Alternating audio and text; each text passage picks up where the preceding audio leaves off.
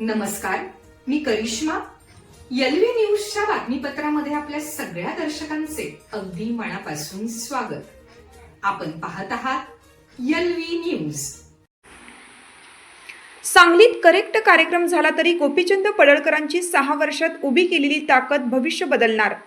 प्रस्थापितांची सत्ता कायम, पण गोपीचंद पडळकरांनी दिले सळू की पळूचे आवाहन.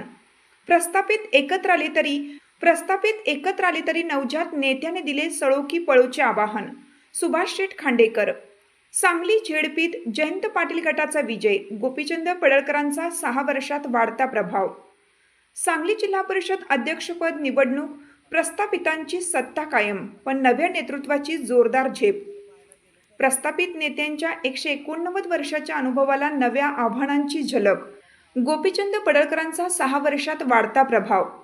सांगली जिल्हा परिषद अध्यक्ष व उपाध्यक्षपदाच्या निवडणुकीत अपेक्षेप्रमाणे प्रस्थापित नेत्यांच्या गटाने बाजी मारली.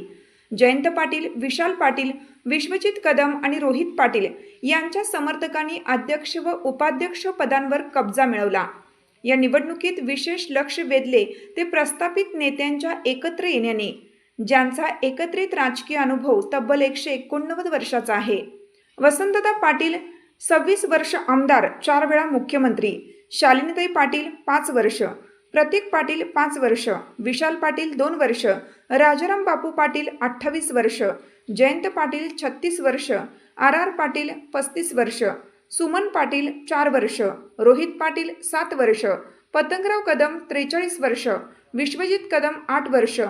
दुसरीकडे भाजप युतीच्या नेतृत्वाखालील गोपीचंद पडळकर यांनी अवघ्या 6 वर्षाच्या राजकीय कारकिर्दीत इतकी भक्कम लढत दिली की प्रस्थापितांना एकत्र येऊन सामना करावा लागला. निवडणूक जिंकल्यानंतर जयंत पाटील यांच्या समर्थकांनी पडळकर यांच्या समोर जोरदार घोषणाबाजी केली. जयंत पाटील वाघ आहे, ज्याने वातावरण तापवले. निकाल प्रस्थापितांच्या बाजूने गेला असला तरी ही निवडणूक फक्त सत्तेची नव्हती, ती प्रस्थापित विरुद्ध नव्या नेतृत्वाची निर्णायक लढत होती. एक नवजात नेता देखील प्रस्थापितांना सळो की पळू करू शकतो, हा स्पष्ट संदेश गेलेला आहे. गोपीचंद पडळकर यांनी उभी केलेली ताकद भविष्यातील मोठ्या राजकीय बदलांची नांदी ठरू शकते. उद्याचा नेता कोण, आजची झलक स्पष्ट झाली आहे, असे प्रतिपादन भाजपचे जिल्हा चिटणीस सुभाष शेठ खांडेकर यांनी पत्रकारांशी बोलताना केलं आहे. आपल्या परिसरातल्या बातम्या पाहण्यासाठी आपल्या एलव्ही न्यूज चॅनलला सबस्क्राईब करा.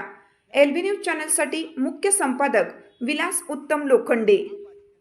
चालू घडामोडींचे अपडेट्स जाणून घेण्यासाठी आपल्या एलव्ही न्यूज चॅनलला सबस्क्राईब जरूर करा.